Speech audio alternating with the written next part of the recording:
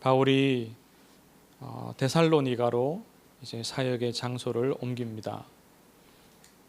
마게도냐 내륙 쪽으로 더 깊이 이렇게 들어갑니다. 들어가서 발칸 반도 그 직전에 있는 도시에까지 이제 이르렀습니다. 데살로니가에서는 유대인들의 회당이 여럿 있었습니다. 그 중에 한 곳에 가서 또 복음을 전합니다.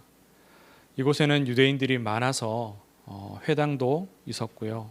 그래서 바울이 자기 동족에게 먼저 가서 이 그리스도의 복음을 증거합니다. 자기의 관례대로라고 말하죠. 자기의 관례대로, 유대인의 회당을 먼저 찾아가는 자기의 관례대로, 또 그곳에서 몇 주 정도 이렇게 시간을 가지면서 복음을 전합니다.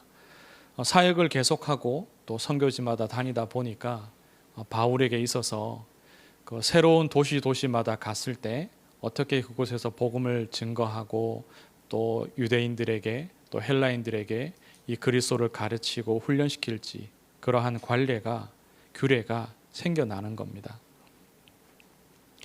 바울이 이들에게 복음을 전합니다. 뜻을 풀어서. 그 뜻을 푼다는 말은 근거가 되는 말씀을 먼저 제시하고 거기에 대한 해석을 준다는 의미죠.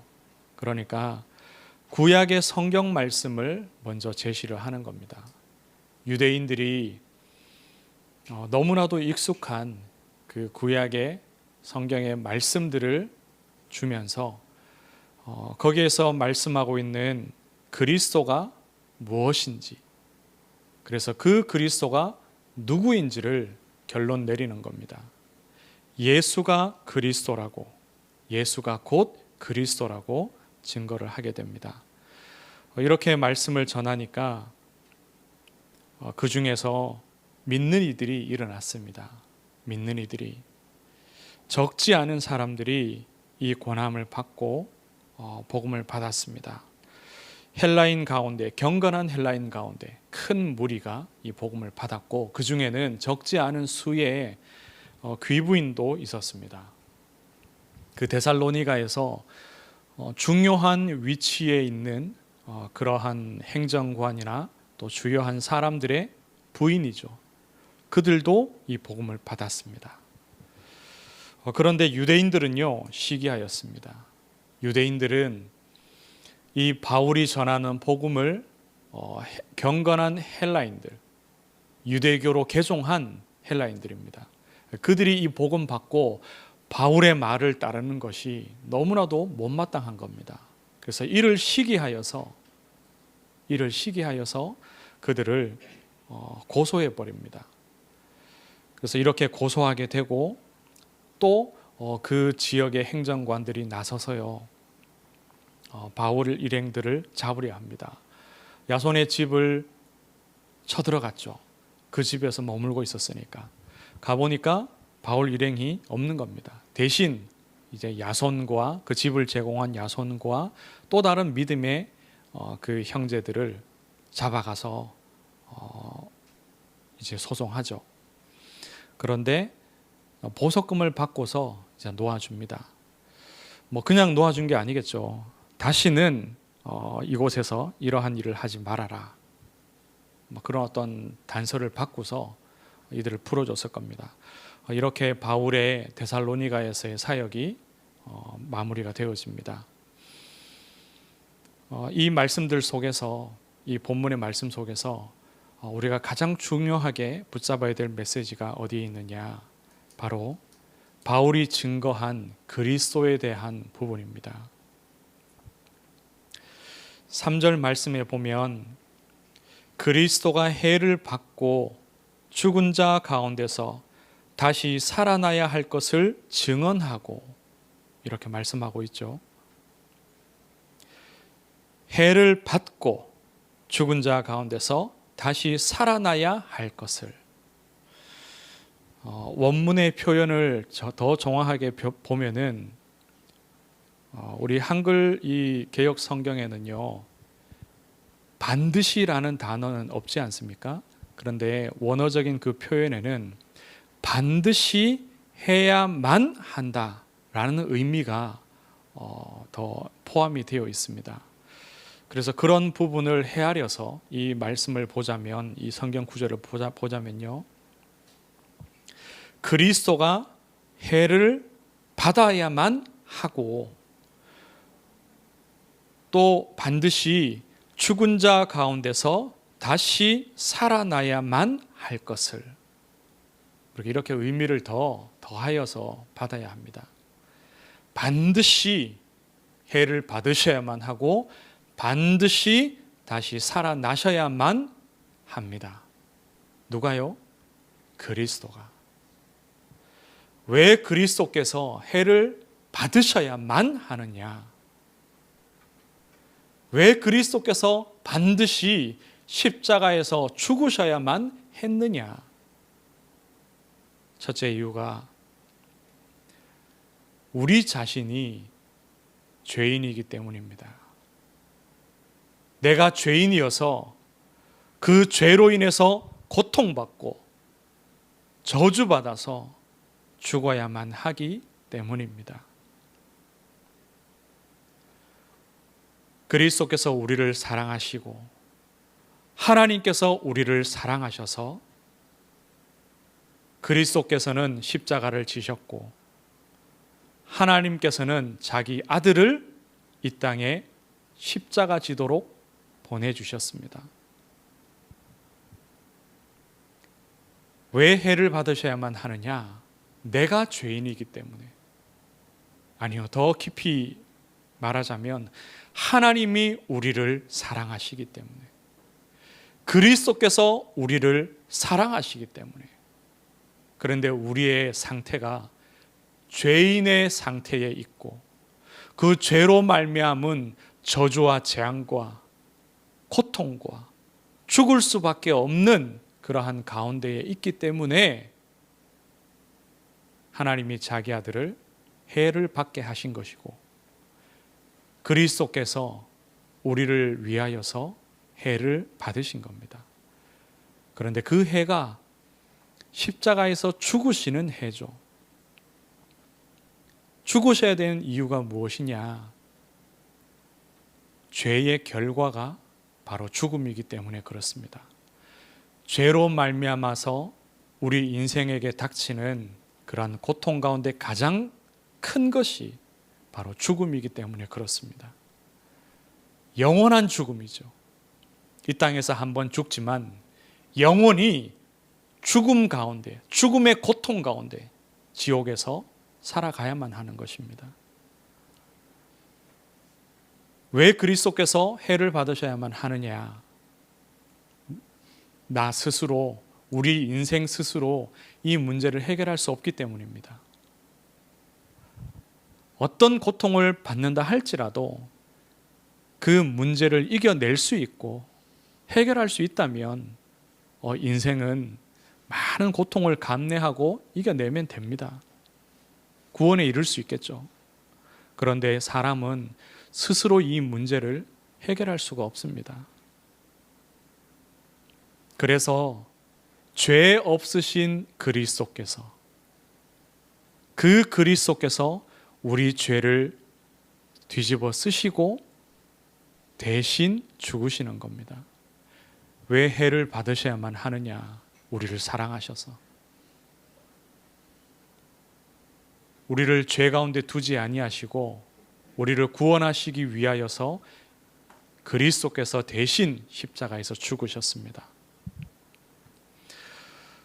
지난주에 어떤 비구니 스님을 한 분 만나서 대화를 나눴는데요. 그분을 만나서 또 대화를 나누면서 다시 한번 느꼈습니다. 그분 스스로도 그렇게 말씀하셨어요. 불교는 종교가 아니라 철학이라고 말씀하셨습니다. 철학이라고. 철학은 사람이 중심이며 사람의 이성을 기반으로 쌓아 나가는 학문입니다. 그 이성을 근거로 해서 세상을 탐구하고 또 인생을 헤아리는 것이, 그 공부가 바로 철학이죠. 그래서 그들이 말하는 구원도요, 석가모니가 주는 것이 아니라 인생 스스로가 찾아내는 것입니다. 단지 석가모니는 부처는 어느 정도의 가르침을 줄 뿐이죠.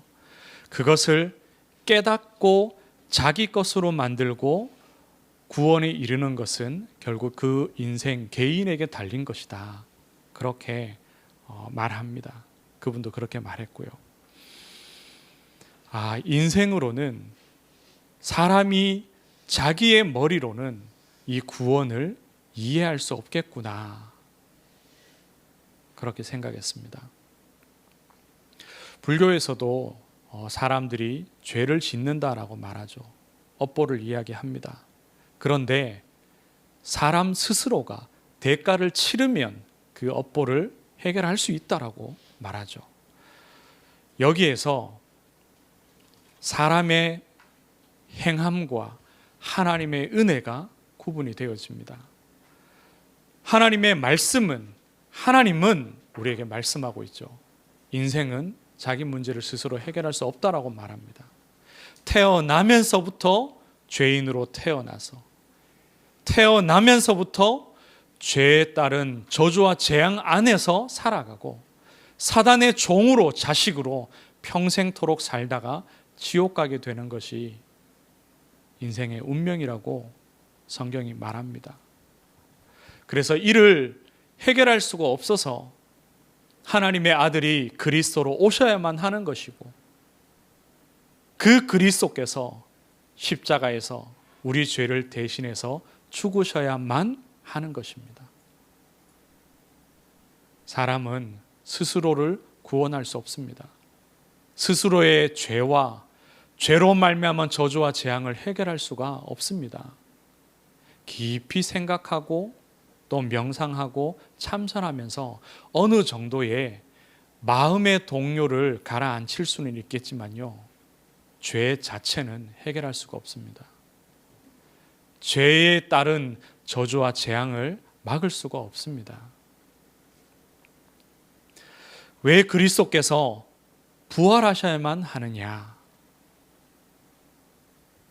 우리 인생이 다시는 저주받지 않도록, 다시는 사망하지 않도록, 죽음의 권세 아래 있지 아니하도록, 그리고 다시는 사단의 종으로 있지 않도록 하기 위해서 그리스도께서 부활하셨습니다. 그리스도의 부활은 더 이상 죄가 우리 인생을 사로잡고 있지 않다는 것을 증명하는 것이고, 사망의 권세가 무너졌고 사단의 권세도 무너졌음을 증명하는 것이 바로 그리스도의 부활입니다. 그래서 그리스도께서 부활하셔야만 우리가 다시는 죄 가운데 있지 아니하고 저주와 재앙과 죽음 가운데 있지 아니하고 사단의 종으로, 자식으로 있지 않게 되는 것입니다. 그 그리스도의 부활의 권세가, 그 능력이 바로 나의 것이 되는 거죠. 그리스도께서 해를 받으셔야만 하고 다시 살아나셔야만 합니다. 이 그리스도를 우리가 믿을 때에 하나님의 자녀됩니다. 그리스도께서 행하신 일이 내게 적용되어지는 겁니다. 오늘 이 본문에 보면은 유대인들이요, 예수 그리스도를 전하는 이 바울 일행을 고소합니다. 데살로니가의 또 행정관들에게 이것을 고소하는데요, 이 고소의 내용을 보면은 참 희한하죠. 이들이 이 고소를 하고자 한 동기는 시기심입니다. 바울이 전하는 이 복음을요, 유대교로 개종한 그 지역의 많은 헬라인들이 받아들이고 따르거든요. 그리고 데살로니가의 권력자들의 부인들도, 여러 재력가와 유력자들의 부인들도 이 그리스도의 복음을 받아들이는 겁니다. 이제 더 이상 유대교를 따르지 않게 될 것이 자명하니까 자기들 안에서 시기하는 마음이 막 일어난 겁니다. 이러한 일이 그 이전에 빌립보에서도 있었죠. 빌립보에서는 헬라인들이 그렇게 했습니다. 귀신 들린 여종의 주인들이 주동자가 되어서 그렇게 하였습니다. 그런데 너무 이상한 것이 같은 동족이고 구약의 성경을 함께 알고 있는, 그리스도를 기다리고 있는 그 유대인들이 많은 이곳 데살로니가에서도 같은 일이 일어났습니다. 빌립보에서는 돈 때문이었고 이곳 데살로니가에서는 자기들의 지위와 위치 때문에 시기하며 바울 일행을 고소합니다. 그런데 정작 고소의 내용은 역시나 자기들의 숨은 동기를 드러내지 않죠. 로마에 대하여서 다른 임금을 세우고자 한다. 다른 임금인 예수 그리스도를 증거하면서 로마에 대한 반역을 꾀하고 있다. 이렇게 제목을 삼습니다. 빌립보에 있었던 것과 마찬가지로요. 자기들의 숨은 동기 드러내지 않습니다. 우리가 이들을 시기하고 유대교의 위치가 저들에 의해서 좁아질 것이고 우리는 이런 것 때문에 저들을 고소한다. 이렇게 말하지 않죠. 역시나 자기들의 수익이 직접적인 동기였습니다. 그러나 정치적인 죄목으로 고소하죠. 이것은 예수 그리스도를 고소할 때도 똑같았습니다.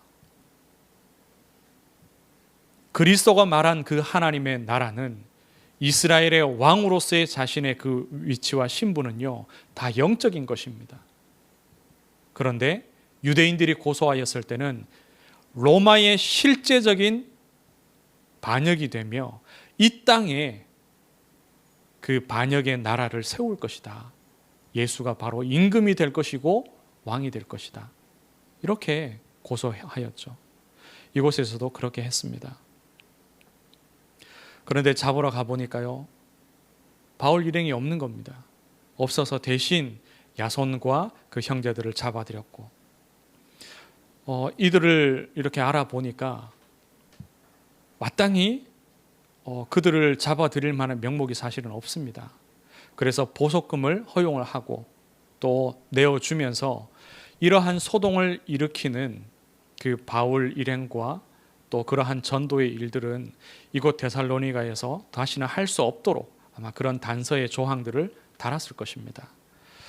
그래서 나중에 고린도서에서 바울도 이야기하기를 자기가 사단이 막아서 이곳 데살로니가에 갈 수 없노라고 그렇게 고백하는 부분이 있습니다. 다시 바울이 데살로니가에 가지 못했습니다. 그러한 일들이 이곳에서 일어났습니다. 우리는 이 그리스도의 복음을 우리의 마음에 깊이 담고 새겨야 합니다. 그리고 한 가지 더 주의할 것은요, 언제든지 하나님의 은혜, 그리고 하나님의 은혜로 주신 그 그리스도의 복음에 우리의 마음과 생각이 가 있어야 됩니다. 사실 이 회당 안에서요, 구약의 말씀들, 모세의 오경에 대하여서 하나님이 그리스도 보내실 것이라는 그 말씀들이 기록된 그 구약의 성경들을 더 잘 아는 사람들이 누구냐? 바로 유대인들입니다. 평생 헬라인으로 살아오다가 유대교로 개종한 그 경건한 헬라인들이 아니라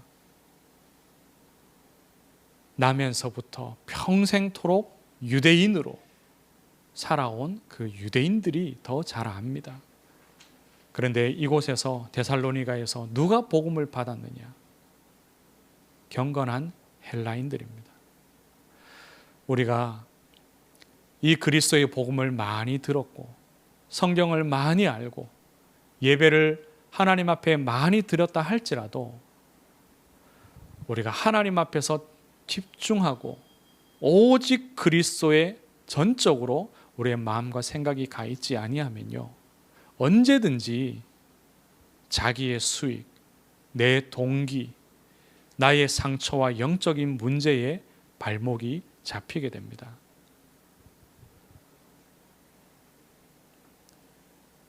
하나님의 은혜를 말하면서도 하나님의 은혜 아닌 다른 것들을 이야기할 수 있고, 숨겨서 겉으로는 이것을 말하지만 사실은 속에는 시기심과 내 상처와 내 영적인 문제가 자리할 수 있습니다. 겉으로 포장되어지기는 복음이고 헌신이고 전도고 예배고 기도고 영적인 것이고 그렇게 될 수 있다는 거죠. 제가 필요에 의해서 뭔가를 이렇게 검색을 하다가 어떤 사람의 블로그를 이렇게 보게 됐습니다. 그 사람이 서핑을 이렇게 취미 생활을 하고 있더라고요. 그래서 되게 신선하고 되게 놀랐습니다. 왜냐하면 여성이기도 하고 또 40대이고 이제 20대의 그런 분이 아니라 40대고 그 취미 생활을 하는 거예요. 근데 혼자 하는 거예요. 가족들이 있는데 자기 혼자 그 서핑을 저 강원도에까지 가서 주말이 되면 거기 가서 하고 돌아오는 겁니다. 남편도 있고 자녀들도 다 있는데, 그래서 매주 가지는 못하죠. 어렵게 시간을 내어서 가는데, 이 사람은 참 열의가 있고 자기 취미 생활을 하기 위해서 참 애를 쓰고 멋있게 사는구나.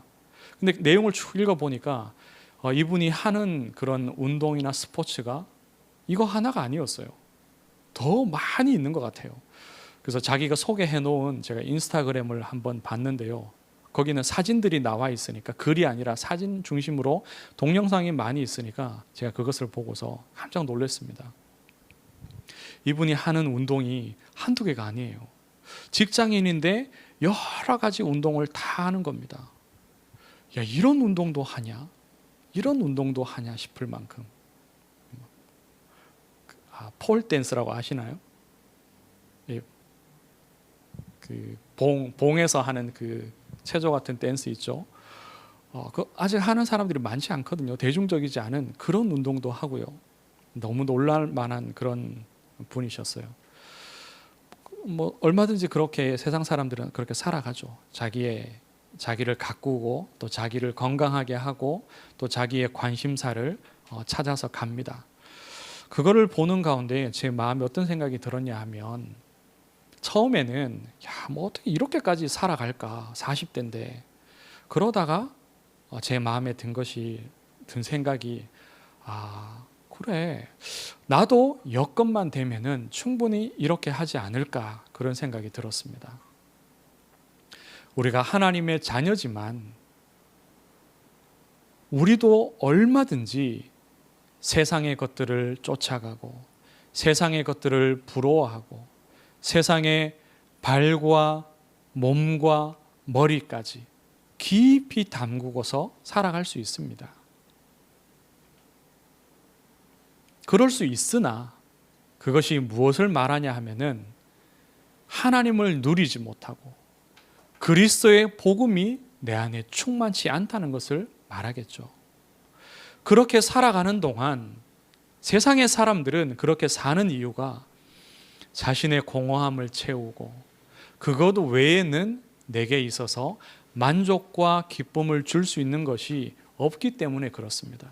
그래서 어떤 이들은 경제적인 이득을 취하는 것에 몰두하고, 어떤 이들은 자기의 몸을 가꾸고 건강하게 살아가고 재미를 찾는 것에 몰두합니다. 또 어떤 이들은 사람에게, 자녀에게, 남편과 아내에게, 부모에게, 가족을 챙기는 것에 몰두하고, 어떤 이들은 또 다른 것으로. 그런데 하나님의 자녀인 우리는 어디에 마음을 두어야 하느냐? 오직 그리스도의 복음입니다. 내가 말을 할 때에도 포럼인 것처럼 하면서, 기도인 것처럼 하면서 내 상처를 드러내고 하나님을 향한 원망을 할 것이 아니라요, 온전히 그리스도의 복음을 이야기하고 그 하나님의 은혜를 내가 말할 수 있어야 합니다. 그렇지 않을 때에는 빌립보에 있었던 헬라인들처럼 그 주인들처럼요, 또는 데살로니가에 있는 이 유대인들처럼 그렇게 결국은 자기 수익을 따라서 살아갈 수밖에 없습니다. 그런데 이것을 하라고 한다고 되어지는 것이 아니지 않습니까? 어떻게 되어야 되느냐?